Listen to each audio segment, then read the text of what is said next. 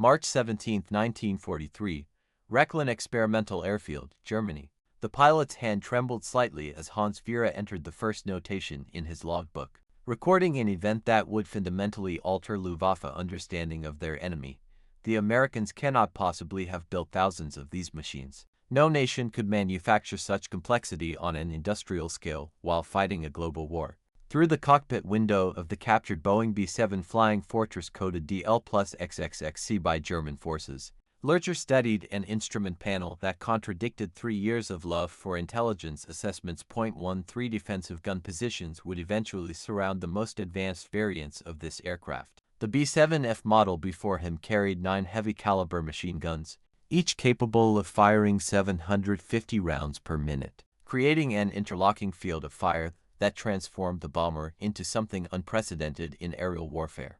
In German hands, this captured fortress, nicknamed Wulf Hound, represented the first intact American heavy bomber the Luftwaffe would test fly.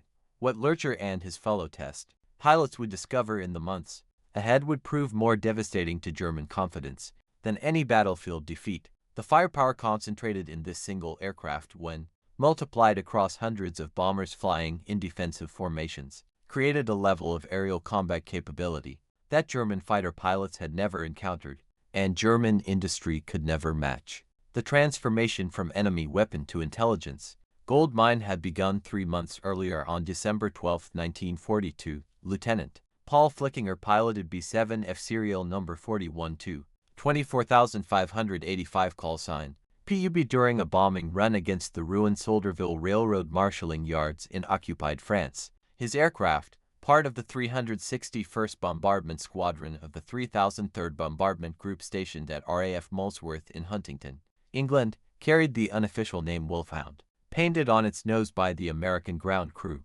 The 3003rd Bomb Group, known as Hell's Angels, had received its baptism of fire nearly a month earlier, but still lacked extensive combat experience. On this December morning, the group furnished 2 B-17's for a mission targeting Luftwaffe servicing facilities some 60 miles east of Paris. The mission started routinely enough, but German fighters from multiple Luftwaffe units had other plans for the American formation. Mesmed Bf-109s and Focke FW-190s attacked the American formation with aggressive persistence. German pilots pressed their attacks with determination, understanding that breaking up the tight defensive formations offered their best chance of success. Machine gun and cannon fire tore through Wulf Hound's fuselage and wings. One engine sputtered and died, its propeller windmilling uselessly. Another began losing power, smoke trailing from damaged cylinders. Flickinger faced an impossible choice as his crippled bomber fell behind the protective formation. The other B-17's continued toward England, unable to slow down without making themselves vulnerable to the swarming German fighters. Attempting to reach England across the channel meant certain death for a damaged bomber unable to maintain formation. Heading for neutral Switzerland or Sweden involved hundreds of miles over hostile territory with failing engines and pursuing fighters. The only option that offered his crew any chance of survival was an immediate emergency landing on enemy-controlled soil. Scanning the landscape below through breaks in the clouds and smoke from his damaged engines, Flickinger spotted what appeared to be a suitable field near Melun, France, -160 miles southeast of Paris. With remarkable skill, considering his aircraft's damage, he brought the massive 30-ton bomber down for a wheels-up landing in a hayfield. The B-17 slid across the grass and mud, its ball turret guns pointing downward, plowing a long furrow before coming to rest. The 10-man crew emerged from the aircraft with hands raised, expecting to become prisoners of war. What they didn't expect was how valuable their intact aircraft would become to German intelligence. Within hours, Luftwaffe ground crews and Wehrmacht soldiers swarmed over the captured fortress. Engineers photographed every system, every structural detail, every technological feature before the bomber could be damaged by souvenir hunters or sabotage. The bomber represented an intelligence windfall beyond anything previously captured. Most down-the-line aircraft arrived in pieces, scattered across fields and forests, their secrets buried in twisted metal and broken components. But Wulf Hound sat nearly intact in a French field, a complete example of American heavy bomber technology, ready for exploitation. German recovery specialists immediately recognized the prize before them. This was not just another crashed bomber to be stripped for scrap metal. This was the first B-7 flying fortress to fall into Luftwaffe hands in flyable condition.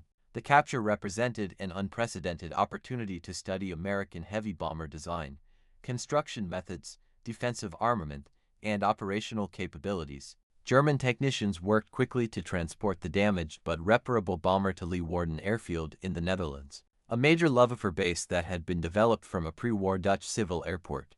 The transportation process required careful planning and execution to prevent further damage to the valuable prize. 2 days after capture on December 14, 1942, German mechanics completed temporary repairs to the battle damage. Fuel tanks were topped off with German aviation gasoline. German national insignia replaced American markings on the wings and fuselage. Large black crosses adorned the wings. A swastika marked the tail, and the distinctive, hellish red and black colors of Nazi Germany announced the bombers as new ownership. To Mess's mid-Bf-10 heavy fighters took position as escorts, and a hand-picked German crew climbed aboard for the ferry flight to Rechlin, the Luftwaffe's premier testing and evaluation center located approximately 50 miles north of Berlin in Mecklenburg.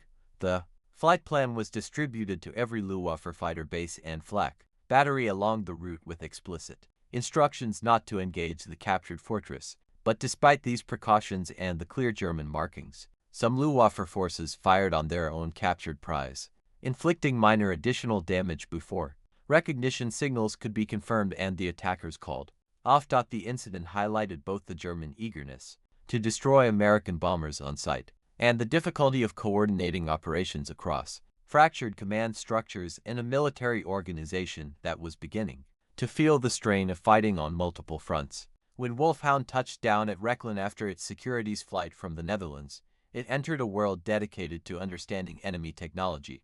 Rechlin served as the central testing facility for all Luftwaffe aircraft evaluation, a German equivalent to the United States Wright Field in Ohio or the British Royal Aircraft Establishment at Farnborough. Every captured Allied airplane that could be repaired to flying condition eventually made its way to this secretive base. Here, German engineers dissected foreign technology, searching for weaknesses to exploit and innovations to copy or counter.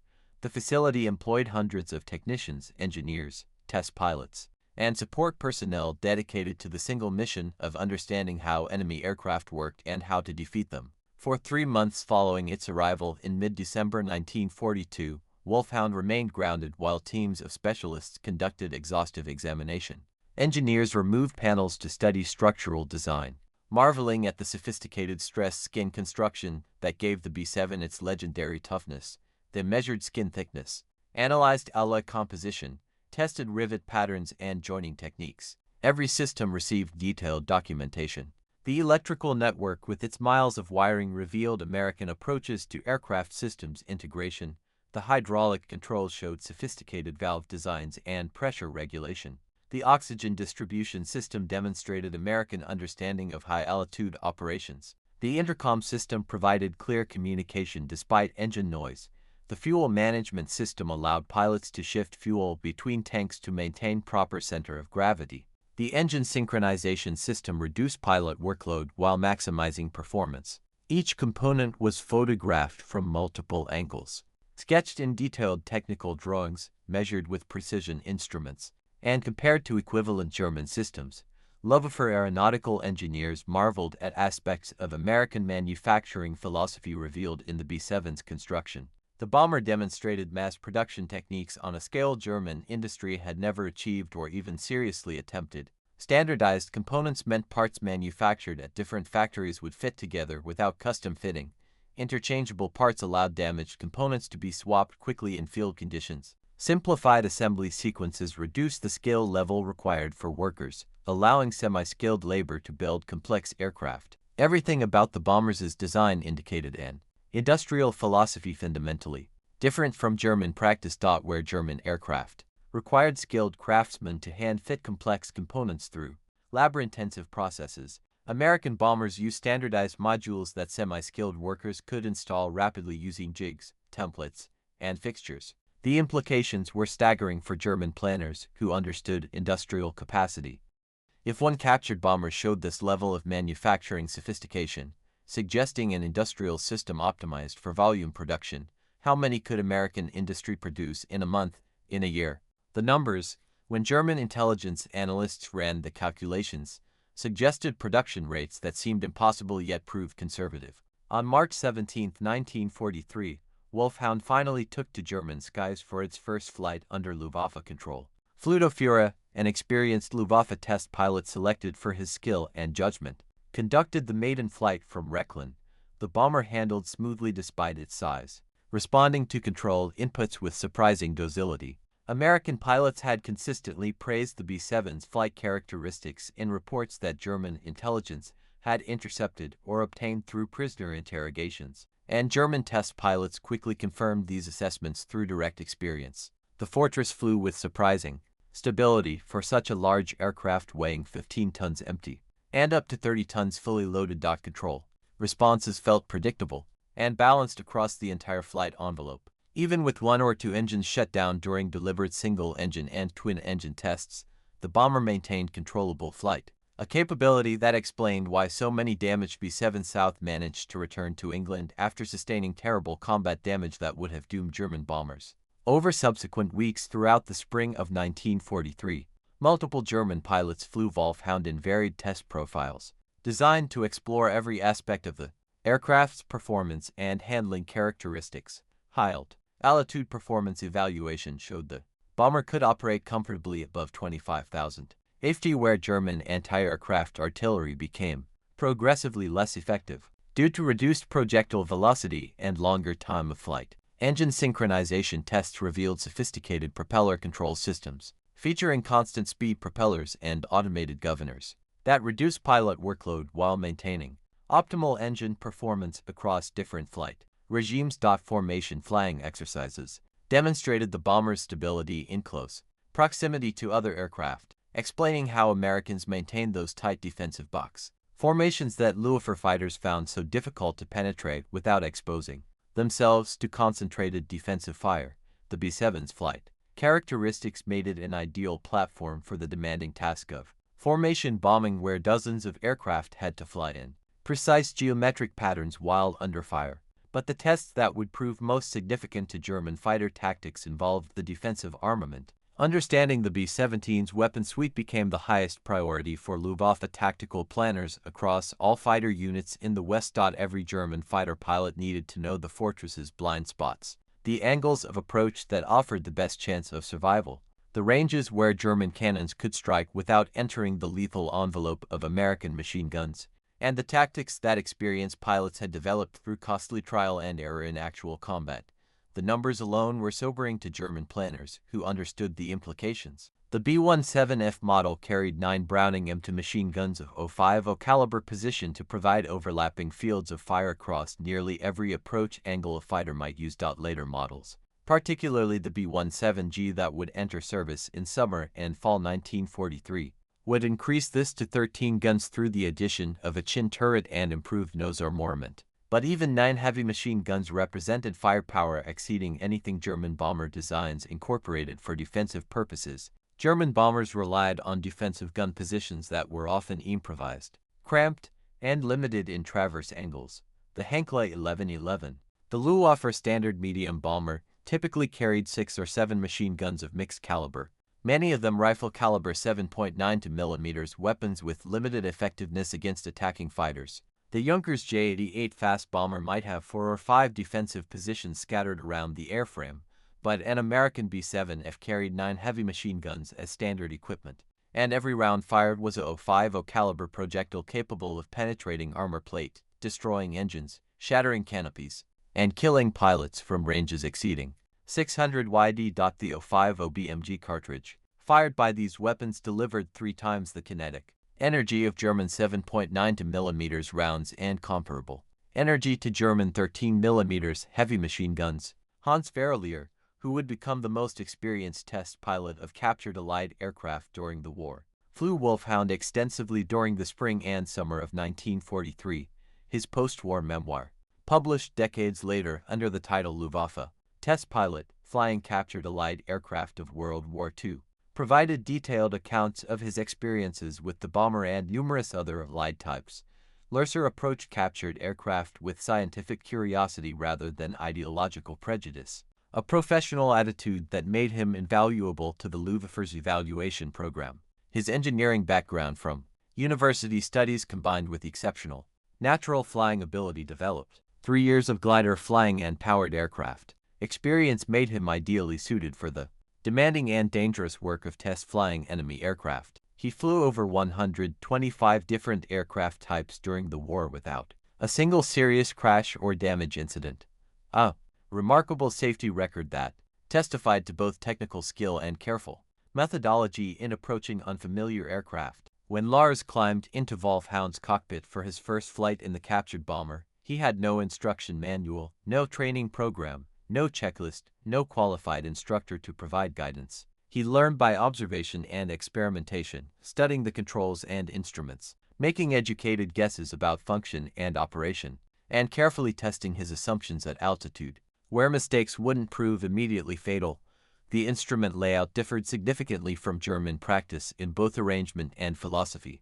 American designers favored centralized panels with standardized gauge positions that remained consistent across different aircraft types, allowing pilots to transition between aircraft more easily. Circuit breakers replaced fuses in the electrical system, providing resettable protection that simplified troubleshooting and maintenance. Hydraulic pressure indicators use different pressure scales, calibrated in pounds per square inch rather than kilog per square cm.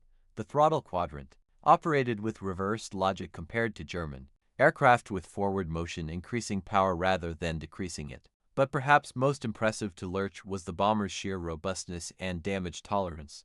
The B-17 absorbed punishment that would have destroyed equivalent German aircraft, continuing to fly and fight after sustaining damage that seemed unsurvivable. Its structural strength came from heavy-gauge aluminum alloy frames and stressed skin construction that distributed loads efficiently across the entire airframe. Multiple redundant systems meant single failures rarely proved catastrophic to the mission. Self-sealing fuel tanks prevented fires from small-caliber hits, a technology the Germans understood but had never implemented as comprehensively. Armor plate protected critical crew positions and vital systems, with particular attention to protecting the pilot's engines and fuel system. Lerche and other test pilots at Lynn conducted numerous firing tests to understand the B-7's defensive capabilities from the attacker's perspective, the viewpoint that mattered most to German fighter pilots who would face these bombers in combat.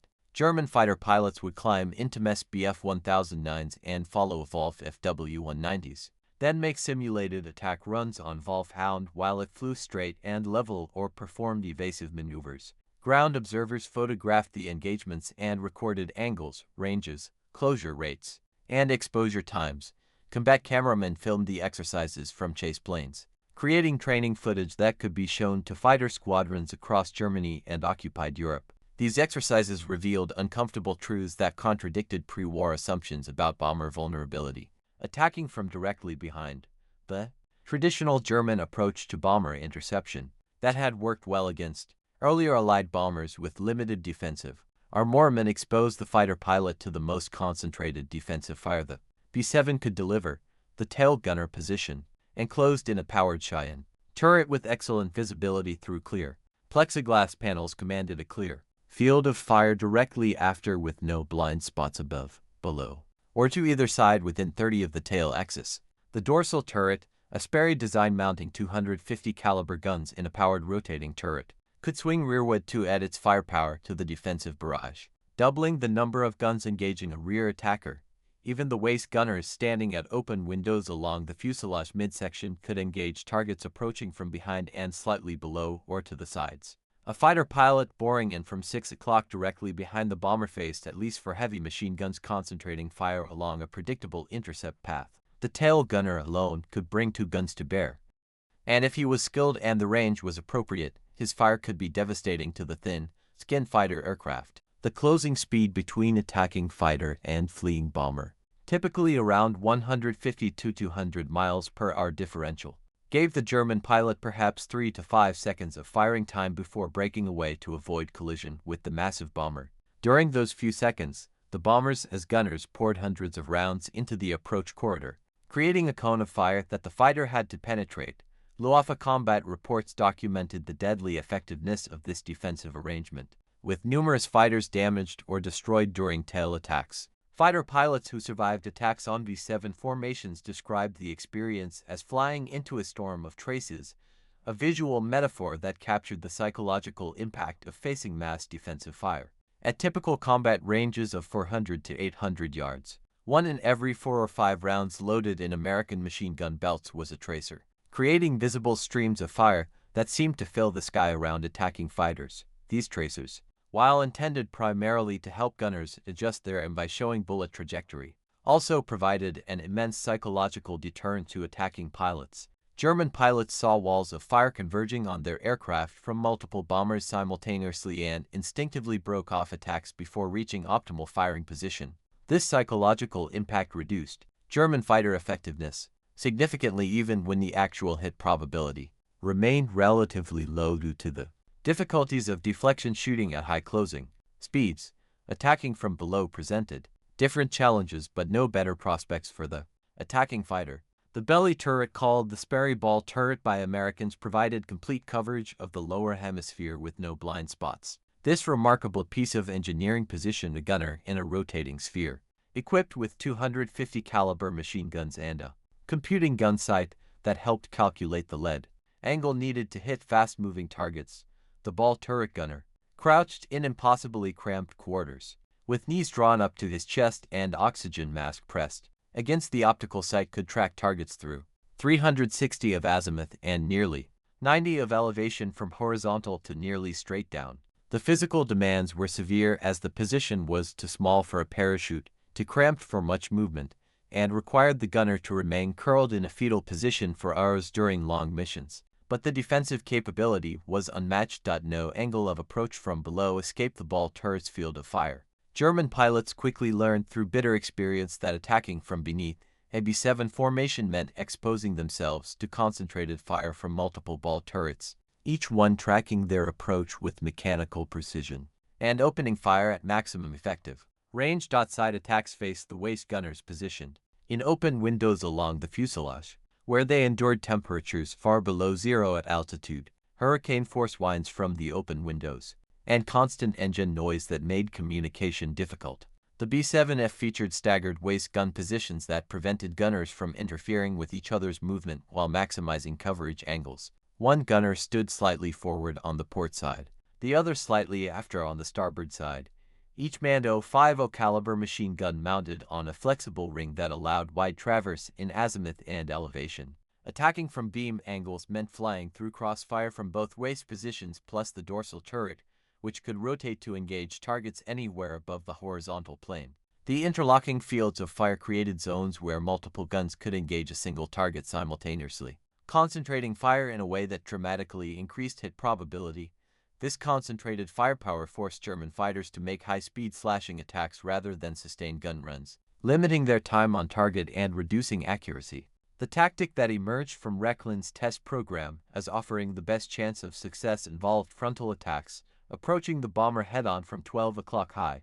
This approach minimized exposure time to defensive fire and targeted the bomber's weakest defensive zone where fewer guns could be brought to bear.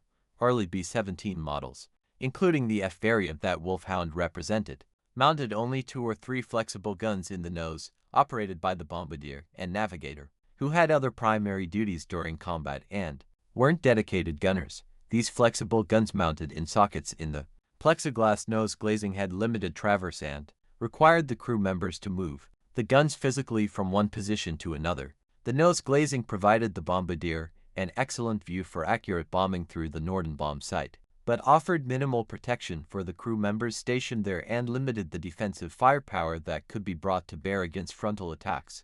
A German fighter pilot with nerve and skill could bore in from 12 o'clock high, diving slightly from above and ahead, fire a concentrated burst at the cockpit and forward fuselage where the pilot sat, then break away under the bomber before defensive guns could track him effectively. This frontal attack doctrine was pioneered by Hauptmann Egon Mayer of Vega in late 1942, shortly before Wulf Hound was captured. Mayer recognized through combat experience and tactical analysis that most B-17 defensive firepower faced rearward or to the sides, leaving the nose relatively vulnerable. Attacking from directly ahead meant the fighter's relative closing speed exceeded 500 miles per hour, with the fighter approaching at 350 to 400 miles per hour and the bomber flying toward it at 150 to 180 miles per hour. This combined closure rate gave the bomber's nose gunner perhaps 2 seconds to a man fire before the fighter flashed past overhead or underneath. Those 2 seconds demanded extraordinary marksmanship from the defensive gunner, who had to track a rapidly approaching target, estimate lead angle, and fire accurately despite wind blast vibration and the psychological pressure of watching a fighter dive directly toward him with guns blazing. The attacking pilot, meanwhile, enjoyed a nearly stationary target, growing larger in his gun sight, making aim calculation relatively simple compared to deflection shots against crossing targets. The tactic worked spectacularly when executed properly by skilled pilots with strong nerves. German pilots who mastered the head-on pass achieved impressive kill ratios, sometimes downing multiple bombers in a single mission, but the attack demanded exceptional nerve and discipline that not all pilots possessed. Fighter and bomber hurtled toward each other at combined speeds exceeding 500 miles per hour, closing the distance between them at nearly 750 feet per s. The attacking pilot needed to hold his course directly into the bomber's nose, watching it grow from a distant speck to a massive four-engine aircraft, filling his windscreen, waiting until the range closed to point-blank distance of 200 yards or less before firing his cannons and machine guns. Any hesitation, any early breakaway prompted by survival instinct reduced effectiveness dramatically by wasting the limited ammunition carried by German fighters. The psychological pressure of watching a four-engine bomber grow larger in the windscreen while tracer fire from the nose guns flashed past the canopy proved too much for many pilots. They broke off too early, wasting their attack and exposing themselves to fire from the top turret as they passed overhead. Even successful frontal attacks often proved fatal for the German pilot despite destroying the bomber. The combined closing speed meant collision remained a constant danger that required precise timing and spatial judgment. Pilots who pressed their attacks too aggressively, fixating on their target and forgetting to break away in time, sometimes couldn't pull out before their fighter struck the bomber they were attacking. Multiple Luftwaffe fighters collided with B-7 South during frontal passes, killing both crews instantly in the violent impact. Additionally, the massive bomber could absorb tremendous damage to its forward fuselage and still fly, demonstrating the rugged construction that gave the B-7 its reputation for toughness.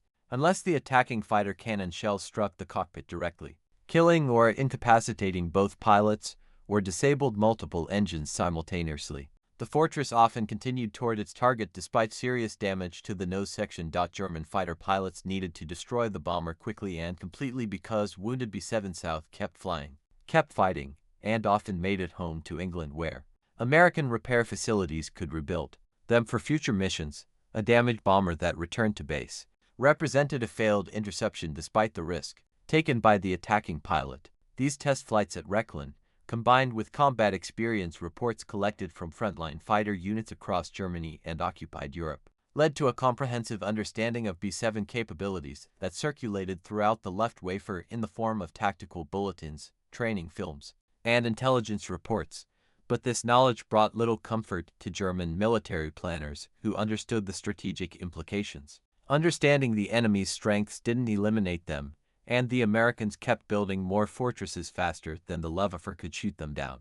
Between May and early June 1943, Wulf Hound underwent additional testing in Department E3 under Adecuno's direction.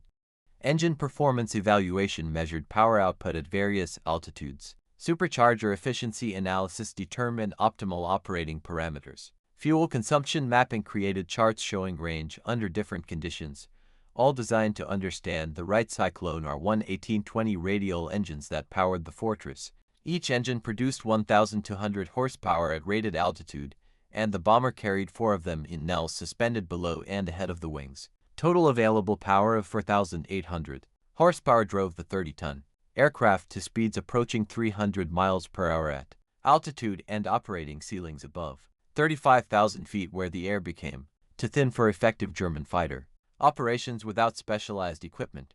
German intelligence analysts calculated that Boeing and its subcontractors were producing these complex aircraft at rates exceeding German heavy bomber production by factors of 5 to 10, numbers that seemed impossible yet were confirmed through multiple intelligence sources. If American industry could manufacture such sophisticated bombers in these quantities while simultaneously building fighters, tanks, ships, and transport aircraft for global operations, what hope did Germany have of matching such industrial output? The question haunted German planners who understood that modern warfare had become as much an industrial contest as a military one. On June 12, 1943, Wulf Hound appeared at an exhibition held at Rechlin Airfield for Luftwaffe commanders and technical specialists. Alongside the captured B-7 sat examples of other Allied aircraft that had fallen into German hands through combat losses or forced landings. A B-24 Liberator heavy bomber showed American approaches to long-range bombing from a different design perspective. A P-47 Thunderbolt fighter demonstrated American fighter design philosophy, emphasizing ruggedness and firepower over agility. A P-51 Mustang revealed the threat posed by long-range escort fighters that would soon accompany bomber formations deep into Germany. A P-38 Lightning twin-engine fighter showed unconventional American design approaches. An Avro Lancaster represented British heavy bombing capabilities. A de Havilland Mosquito demonstrated the fast bomber concept. A Hawker Typhoon showed British ground attack capabilities, and various Spitfire variants illustrated British fighter evolution. The display served multiple purposes beyond simple aircraft recognition training. It familiarized German personnel with enemy aircraft appearance, markings, and identification features to prevent friendly fire incidents. It demonstrated captured technology that German engineers might adapt or counter. And it provided sobering evidence of Allied industrial capacity and technical sophistication that was beginning to outpace German development in numerous areas. Luftwaffe officers who attended the exhibition came away deeply troubled by what they saw. One participant later wrote that the contrast between German and American manufacturing quality became immediately apparent even to casual observers. American aircraft components fit together with precision tolerances that German craftsmen admired. Matching construction quality across thousands of aircraft indicated sophisticated quality control. Smooth finish reflected attention to aerodynamic detail. Careful assembly showed systematic production methods rather than improvisation. German aircraft produced increasingly with slave labor under constant Allied bombing that disrupted supply chains and destroyed tooling showed rough workmanship. Mismatched panels requiring hand fitting, and improvised repairs using non-standard materials. The implication was unmistakable even to officers with limited technical knowledge. German industry was struggling to maintain production of increasingly obsolescent designs while American factories turned out superior equipment in overwhelming quantities. After its appearance at the Les exhibition, Wulf Hound returned to Lynn for one final test program before transferred to operational service in July 1943. Engineers equipped the bomber with glider towing apparatus to evaluate its suitability for transport operations. The DFS-30 combat glider program required powerful tow aircraft capable of hauling the loaded gliders to operational altitude, and the B-7s for engines provided ample power for this demanding mission. Test flights between June 16 and early August evaluated towing procedures, release mechanisms, and formation flying with gliders and trail. The tests proved successful from a technical standpoint, demonstrating the B-7's versatility beyond its primary bombing role and its suitability for transport missions. But Germany's glider forces were in decline after catastrophic losses during airborne operations in Korea, where students, paratroopers suffered 50% casualties, and in other theaters where airborne operations proved costly.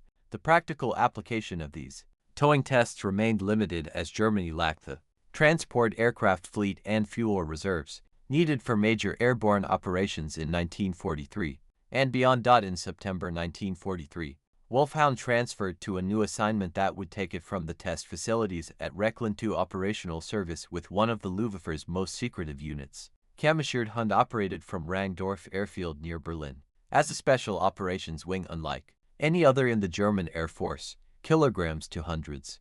Mission portfolio included long-range reconnaissance flights deep into enemy territory, using aircraft that could blend with enemy formations, insertion and extraction of intelligence agents behind Allied lines, supply drops to German forces operating in partisan controlled areas or cut off by enemy advances, and testing of experimental aircraft and weapons too sensitive for standard evaluation. Units. The unit operated an eclectic collection of German and captured Allied aircraft selected for a specific mission. requirements rather than standardized logistics. Alongside German types like the inert D-96 engine long-range transport, Henkel 111 medium bomber and a Rad 232 transport, kilograms 200 flew captured. Soviet aircraft for operations on the Eastern Front and multiple American bombers for operations in the Western and Mediterranean. The B-7's long range exceeding 2,000 miles, high altitude capability above 25,000 feet, and rugged construction that could survive damage and harsh conditions made it ideal for many of the unit's missions. Flying captured American bombers deep into Allied-controlled territory offered unique advantages that justified the logistical burden of maintaining non-standard aircraft at night or in poor visibility conditions. Allied radar operators and fighter controllers might mistake the German crude fortress for a friendly bomber returning from a mission over Europe, allowing the intruder to penetrate Allied airspace undetected or unchallenged. The deception could buy precious minutes or even hours before defenses reacted, time that could mean the difference between mission success and failure. Even in daylight, a B-7 flying at high altitude could potentially join American formations for short periods, gathering intelligence on tactics, formations, and radio procedures. At Rangdorf, Wulf Hound received a new paint scheme designed for night operations over Allied territory.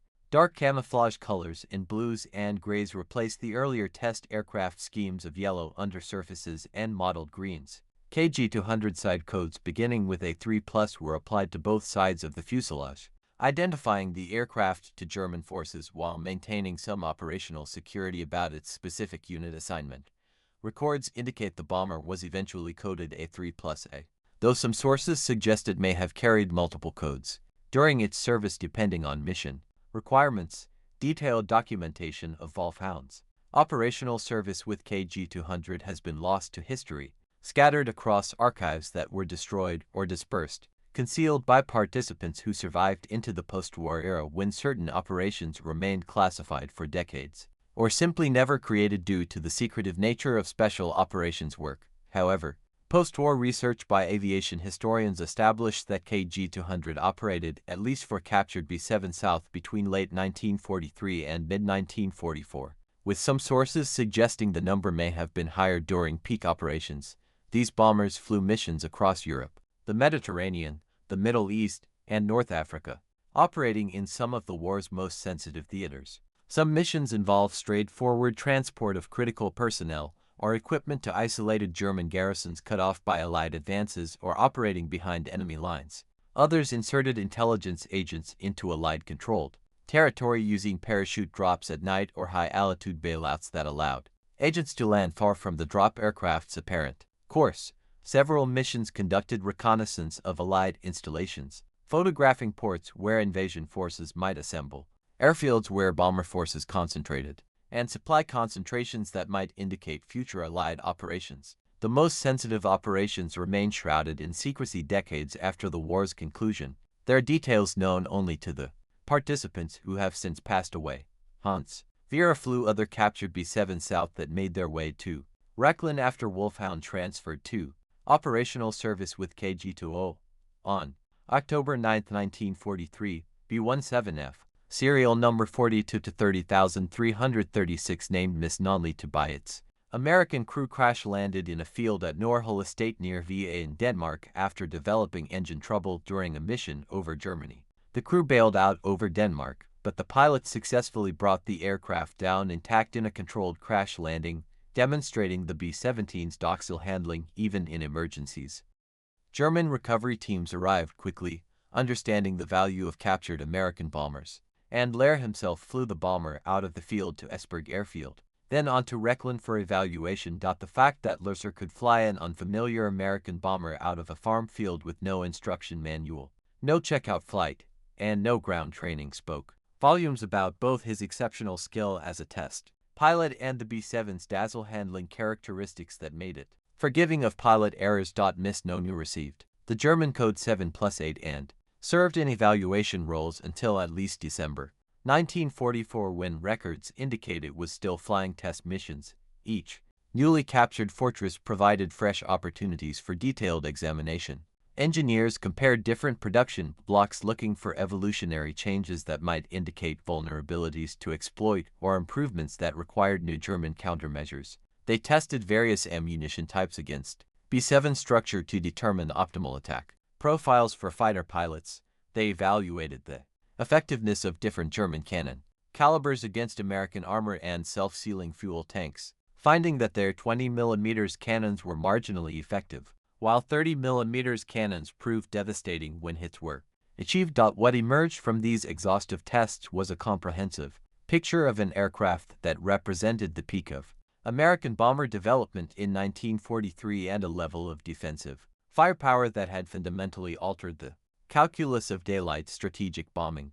Consider the statistics that German test pilots calculated at Rechlin, a single B-7G, the final and most heavily armed variant that would enter service in summer 1943, carried 13 Browning M2 machine guns of .050 caliber position to provide complete defensive coverage. These weapons fired standard .050 BMG ammunition at 750 to 800 rounds per minute, with each gun capable of maintaining sustained fire for several minutes at a time, limited only by ammunition capacity and barrel heat buildup that required careful management by gunners. The typical ammunition load for a B-7G totaled approximately 7,500 rounds distributed across all gun positions, according to a carefully calculated scheme that balanced defensive coverage with weight considerations. This provided each gun position with hundreds of rounds available for defensive engagement during the long missions over Europe. The tail turret alone carried 500 rounds per gun for 1,000 rounds total,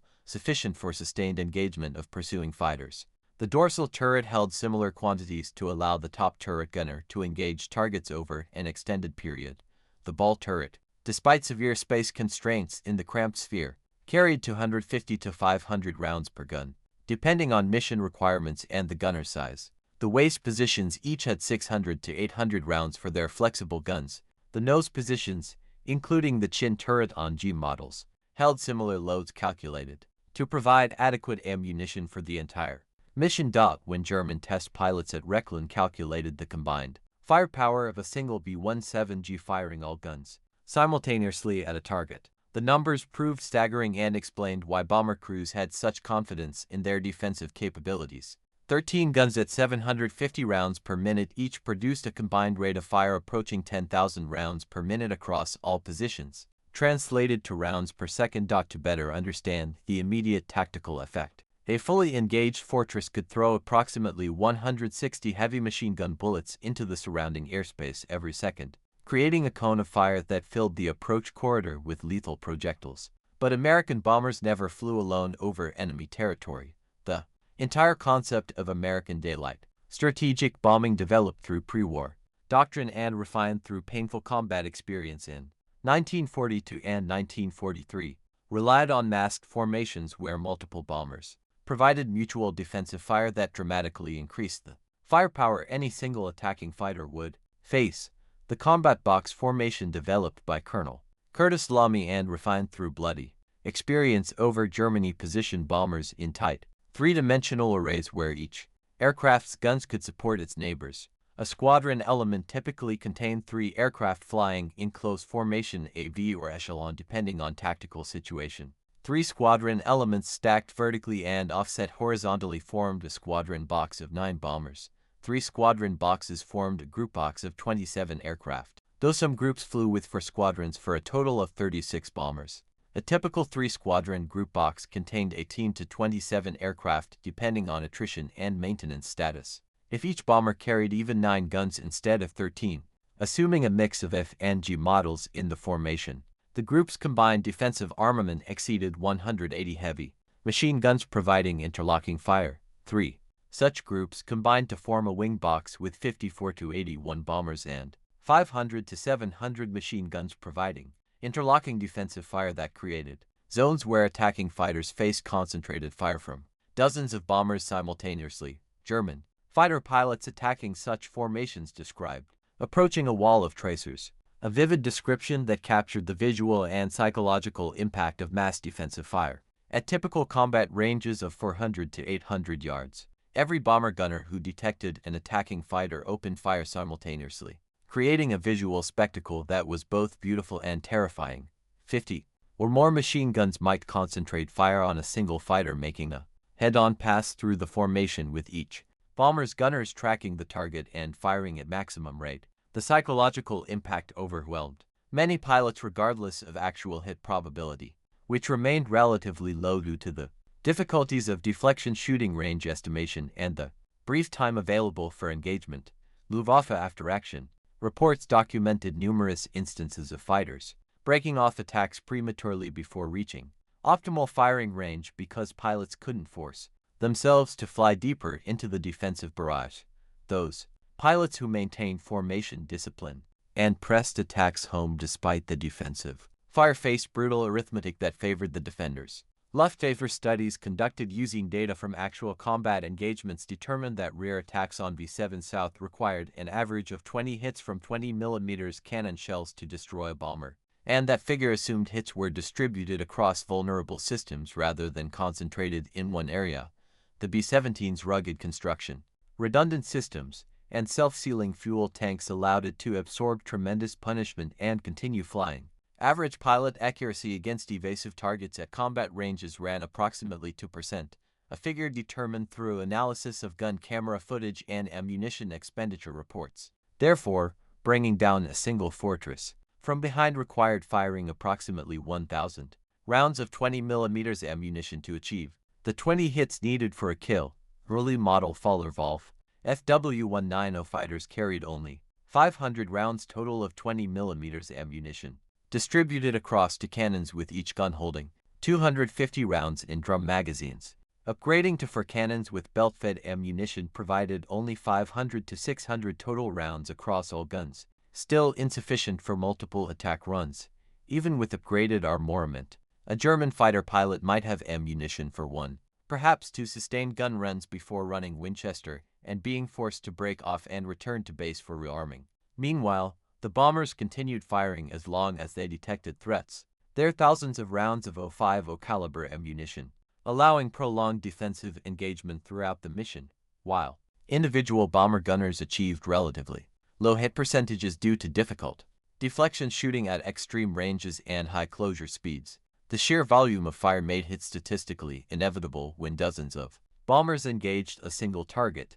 Luftwaffe fighter losses climbed steadily through 1943 as American bomber streams grew larger and more frequent, while German fighter forces struggled to regenerate losses faster than combat attrition and training accidents destroyed them. Front attacks offered better kill ratios for skilled pilots, but demanded extraordinary skill and courage that not all pilots possessed. Approaching head-on meant the fighter closed at combined speeds exceeding 500 miles per hour, with both aircraft moving toward each other at maximum speed. At that closure rate, the target picture changed dramatically every second, requiring constant attention and rapid decision-making. Range estimation became critical to attack success, as opening fire too early meant rounds dissipated without effect, while waiting too long made collision unavoidable. The optimal firing envelope lasted perhaps 2 seconds from 400 yards to 100 yards, a brief window requiring precise timing. During those 2 seconds, the fighter pilot needed to aim carefully while compensating for his own aircraft's motion, compensate for the bomber's evasive maneuvers, which might include slight turns or altitude changes, fire multiple bursts while correcting aim between bursts, and initiate the breakaway maneuver before the aircraft collided. This demanded constant practice under realistic conditions and exceptional reflexes that only experienced pilots developed. The captured B-7 at Lynn allowed German fighter pilots to study their target intimately in ways impossible through combat experience alone. They walked completely around the fortress, examining it from every angle and noting the gun positions and their fields of fire. They climbed inside through the waste windows and crawled through the cramped interior, experiencing the limited space and difficult working conditions that bomber gunners endured. They sat in the various gun positions, including the ball turret, testing traverse and elevation limits while noting the blind spots where attacking fighters might evade defensive fire if they approached from specific angles. They flew formation exercises where the bomber took evasive action while fighters practiced approach angles and firing solutions, creating training scenarios that transferred to combat. This training proved invaluable for experienced pilots who learned to exploit the B-7's vulnerabilities through systematic study. But by late 1943, the Luftwaffe was losing experienced pilots faster than training programs could replace them with equally skilled aviators. New pilots straight from flight school lacked the hundreds of hours of experience needed to execute complex attack maneuvers under fire while maintaining situational awareness. They often broke off attacks prematurely or pressed them too aggressively, either wasting their ammunition or dying in collisions. Additionally, the Americans continuously improved their bombers based on combat experience and crew feedback.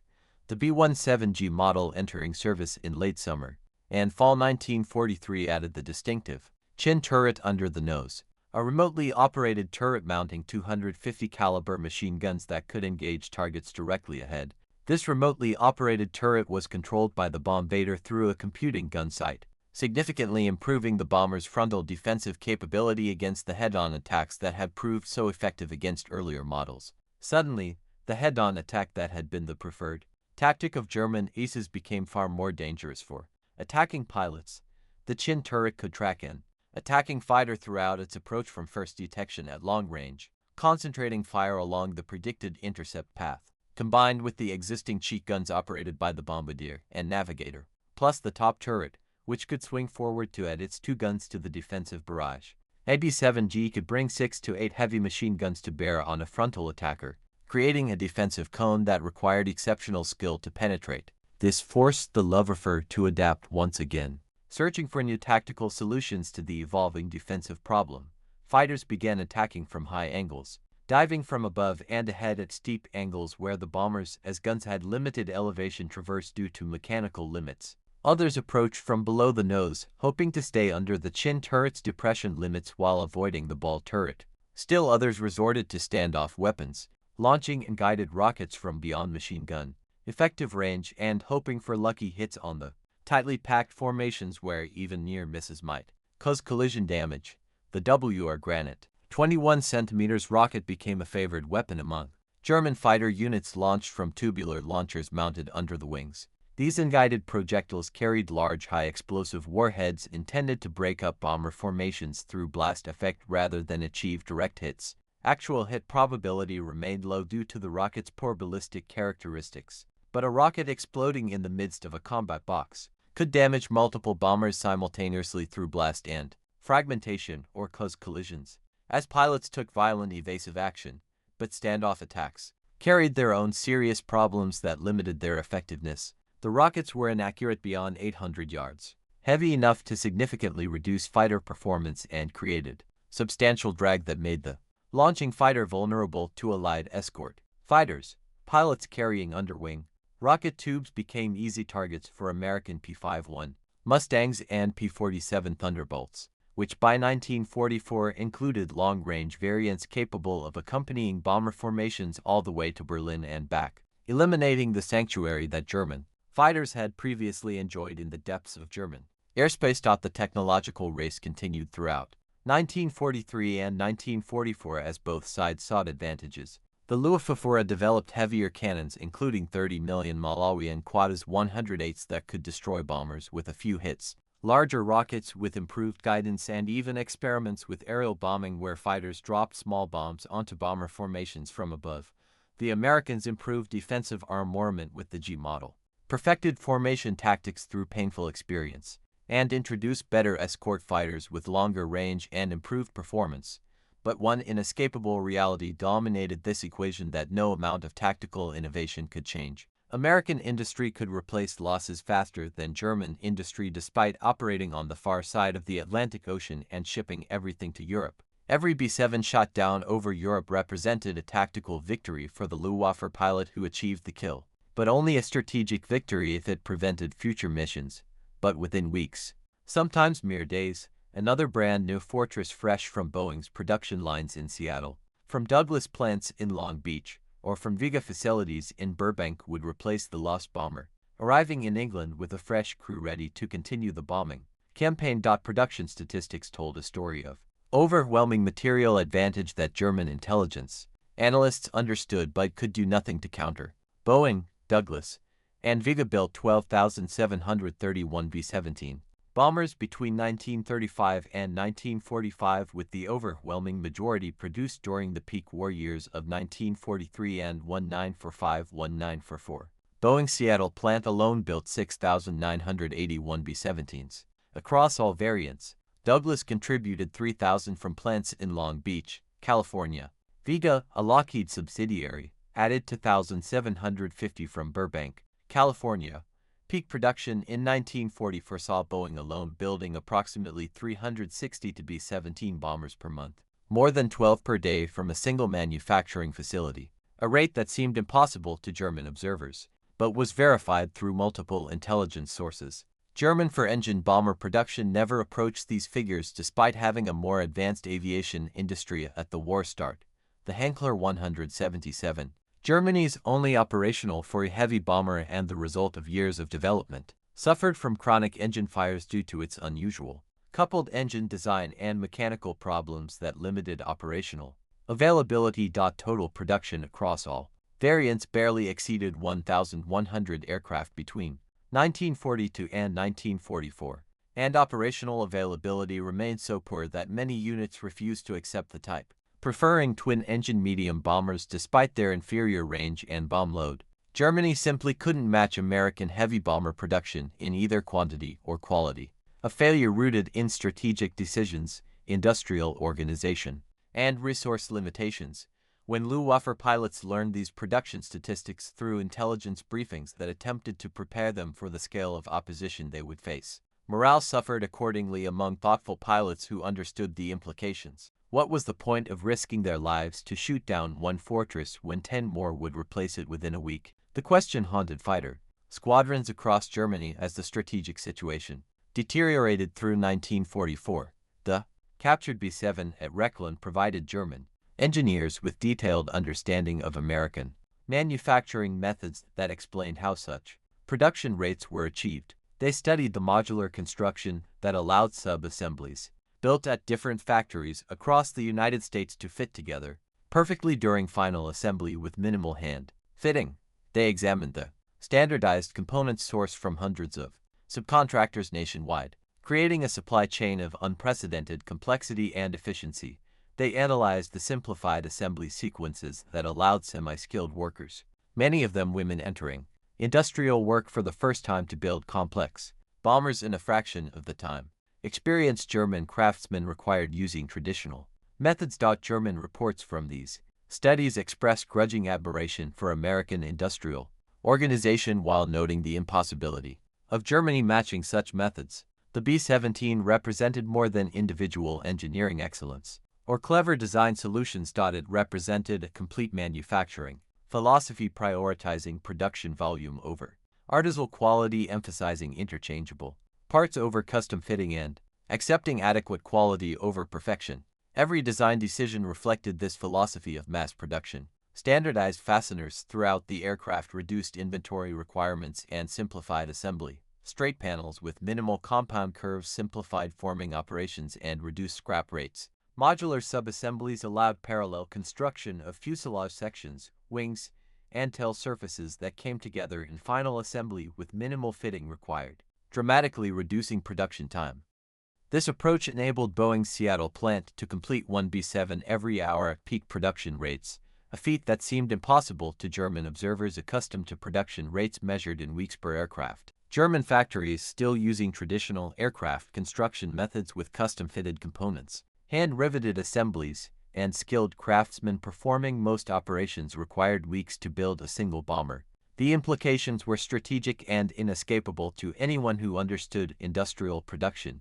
Even if German fighters achieved favorable loss ratios in combat, even if they shot down 2 or 3 bombers for every fighter lost, American industry could sustain such attrition indefinitely while German industry could not. By mid-1944, this reality became undeniable even to the most optimistic German commanders. The question was no longer whether Germany could win the air war over Europe. The question became how long German forces could continue fighting against increasingly overwhelming material disadvantage before collapse became inevitable. Wulf Hound and the other captured B-7 south at Rechlin had taught the Luftwaffe everything they needed to know about the flying fortress as a weapon system They understood its strengths, including its rugged construction and heavy defensive armament.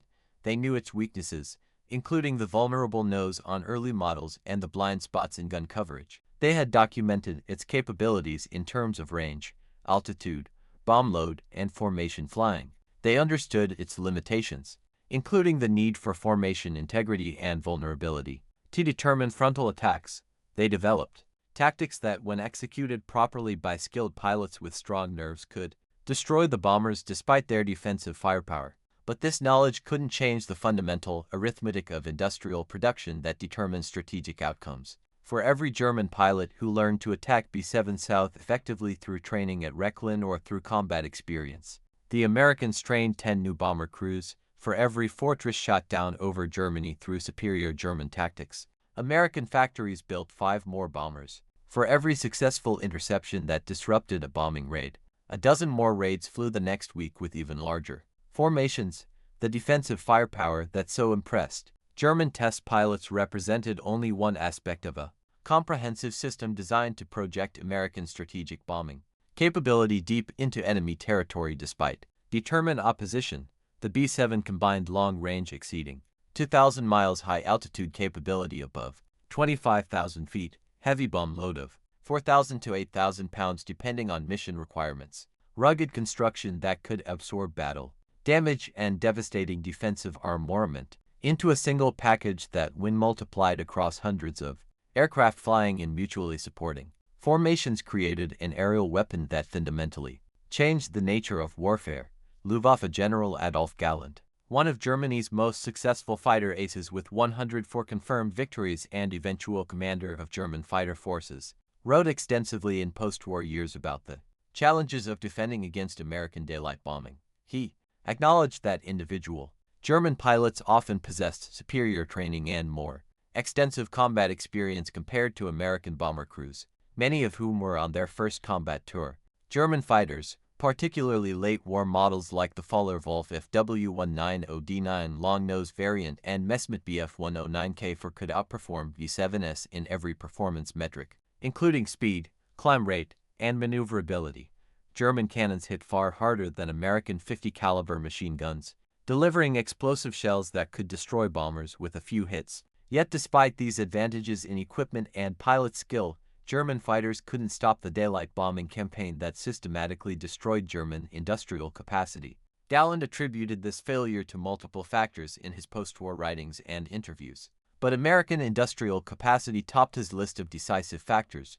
The Americans simply built more of everything faster than Germany could destroy it. Whether bombers, fighters, tanks, or any other war material, the captured B-7 South proved this reality beyond any doubt for German engineers and planners who studied them. German engineers dismantled every system, studied every component, evaluated every design decision with thoroughness that would impress any technical investigator.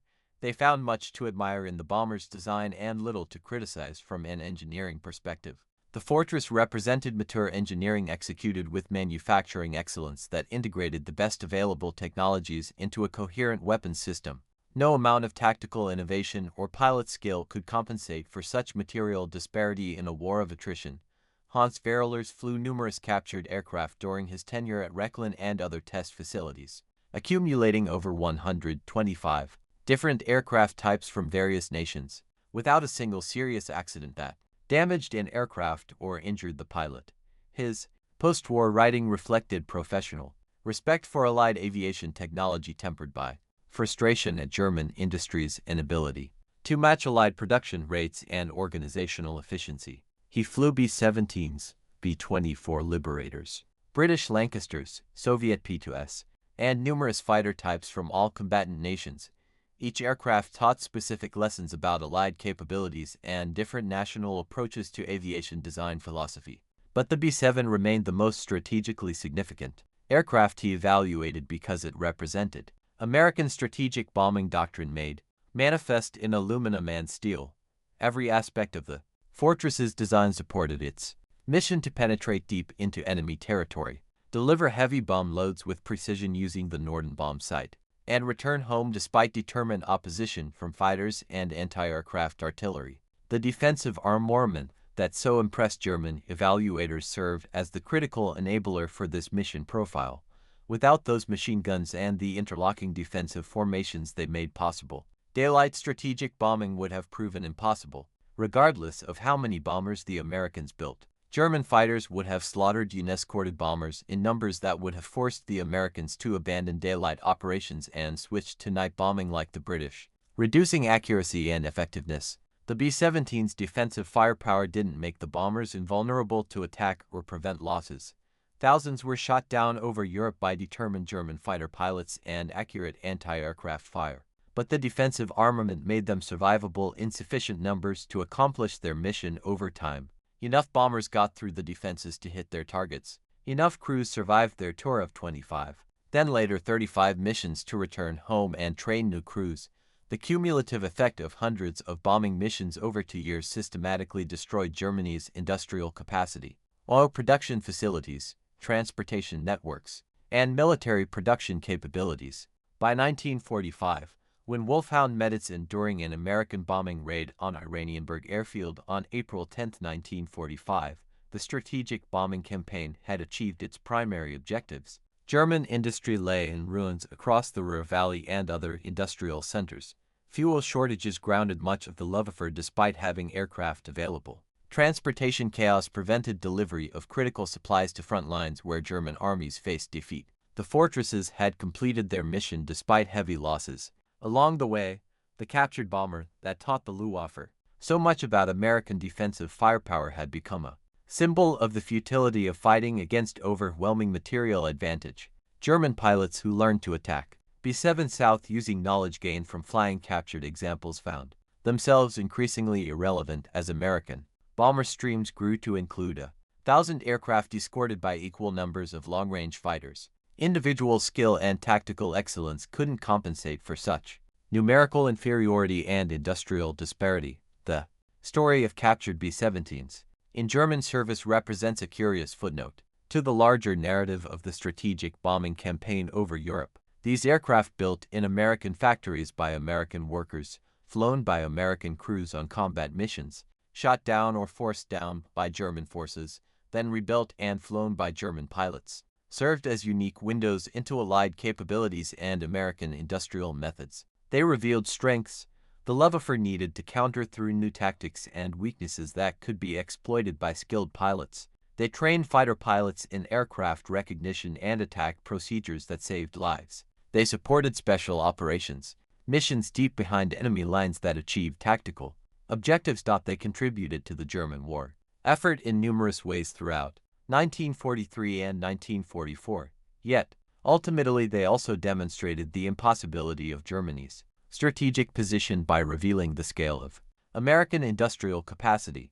Every hour German technicians spent repairing captured American aircraft represented skilled labor diverted from maintaining German aircraft. Every gallon of precious fuel burned testing enemy bombers was fuel unavailable for combat operations. Every bullet fired during evaluation exercises represented ammunition Germany couldn't spare.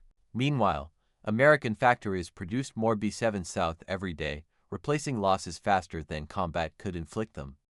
The production statistics remain staggering even 8 decades after the war's end. Boeing's Seattle plant, alone built 6,981 B-17s, across all variants from the original Y-1B-7 through the final B-17G. Douglas contributed 3,000 from plants in Long Beach between 1942 and 1945. Vega added 2,750 from Burbank. In the same time frame, total production exceeded 12,731 aircraft by war's end, with the final B-7 delivered in May 1945. Each bomber was a complex machine, containing approximately 40,000 individual parts, manufactured by hundreds of subcontractors. For Wright Cyclone R-1820, engines producing 1,200 horsepower each, miles of electrical wiring connecting systems, thousands of pounds of aluminum formed into airframe structures, and that formidable defensive armament of up to 13 heavy machine guns with thousands of rounds of ammunition. Germany never built even 2,000 Freiene bombers during the entire war, despite starting with a more advanced aviation industry in the 1930s and having pioneered strategic bombing concepts.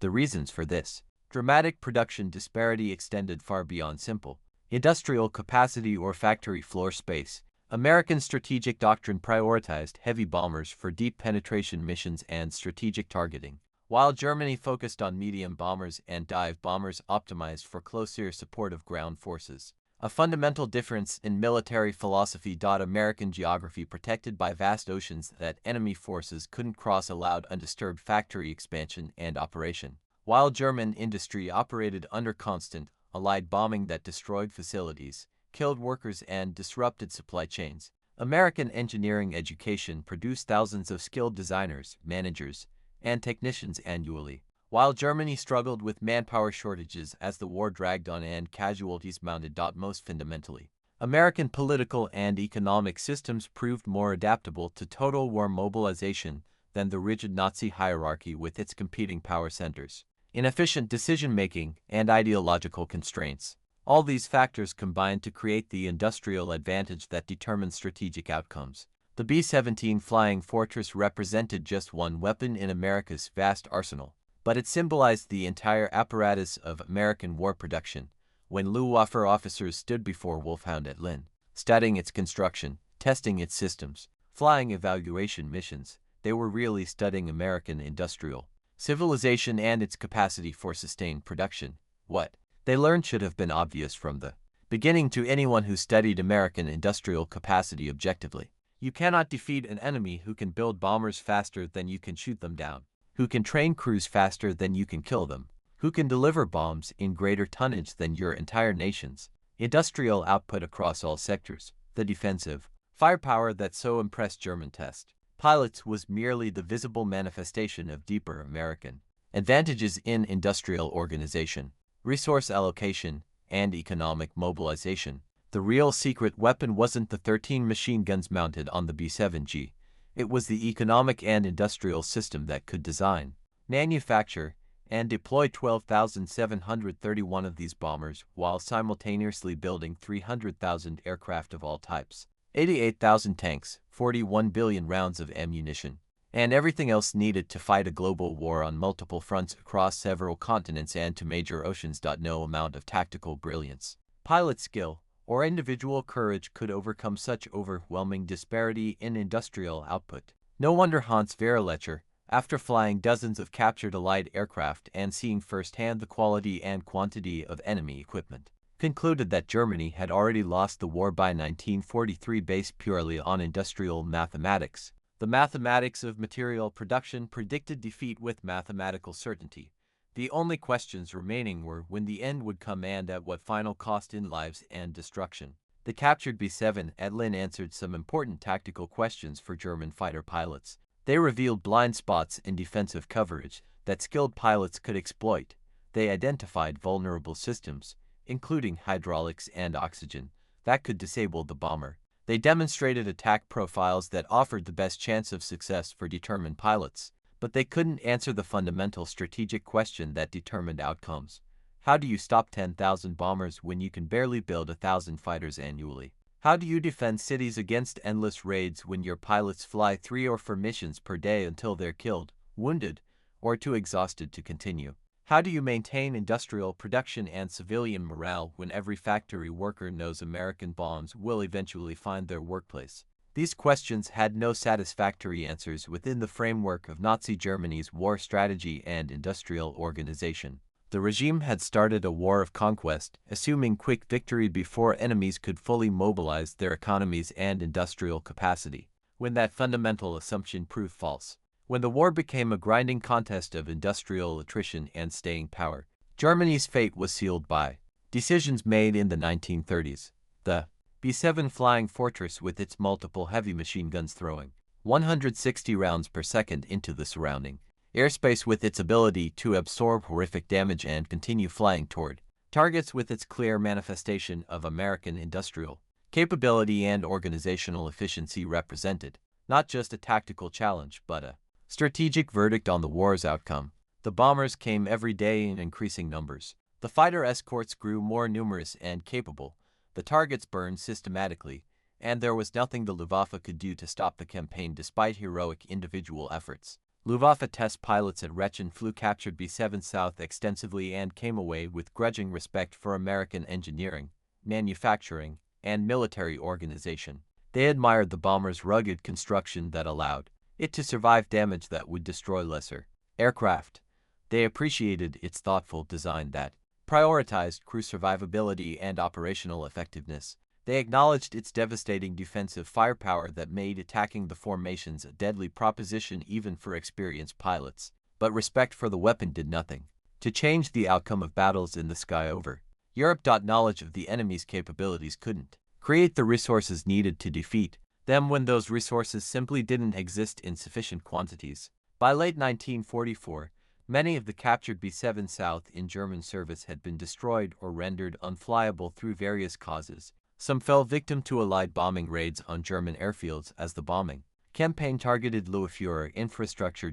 Others crashed due to maintenance issues as spare parts became impossible to obtain with supply chains disrupted. A few continued flying special missions for kilograms 200 until the final weeks of the war in early 1945, but their intelligence value had been largely exhausted by this point. The Luftwaffe knew everything worth knowing about the Flying Fortress through years of study. They understood its blind spots where guns couldn't reach. They knew its vulnerabilities in specific systems. They had developed tactics to attack it effectively when conditions allowed. Yet this hard-won knowledge proved increasingly useless against the reality of thousand-bomber raids escorted by hundreds of fighters that overwhelmed defenses through sheer numbers. Individual German pilots continued achieving remarkable success against B-7 formations throughout the war. Some aces shot down dozens of bombers using perfected attack techniques learned partly from studying captured examples at Rechlin, but heroic individual performance couldn't compensate for systematic industrial inferiority and numerical disadvantage. For every ace who survived long enough to develop expertise through dozens of missions, 10 novice pilots died on their first or second combat mission before learning effective tactics. The average life expectancy for a German day fighter pilot by 1944 measured in weeks rather than months. Many never achieved 10 combat missions before being killed or too badly wounded to continue flying, creating a downward spiral of declining experience levels. The Americans, meanwhile, implemented systematic crew rotation policies that sent crews home after completing tour requirements of 25 missions initially, later increased to 35 missions as loss rates declined. Survivors returned to training commands in the United States, where they passed hard-won combat experience to new crews, creating institutional learning that preserved lessons purchased with blood. This systematic approach to crew utilization contrasted sharply with German practice of flying pilots until they died, were captured, or became physically unable to continue due to wounds or exhaustion. The different philosophies reflected different industrial realities and strategic positions. America could afford to rotate experienced crews to training roles because production provided steady streams of replacement aircraft and new crews fresh from training. Germany couldn't spare anyone with combat experience. Every pilot capable of flying combat missions stayed on the line until killed, captured, or incapacitated, leading to declining average experience levels across fighter units. Captured B-7 taught the Luftwaffe much about American defensive firepower through systematic study. The experience of fighting against thousand-bomber raids taught harder lessons about American resolve, resources, and industrial staying power. But the ultimate lesson came in May 1945 when the guns finally fell silent across Europe. Germany lay in ruins, its cities destroyed, its industry shattered beyond immediate repair, its military crushed between Soviet forces in the east and Western Allied armies in the west. The bombers had done their work over 2 years of sustained operations. The defensive firepower that so impressed German test pilots in 1943 had proved sufficient for the fortresses to complete their mission despite taking terrible losses along the way, with nearly 5,000 B-7 South lost to all causes during the war. The story ends where it began, in the sky over Europe, where men fought and died in machines that represented their nation's industrial capabilities, strategic doctrines, and approaches to warfare.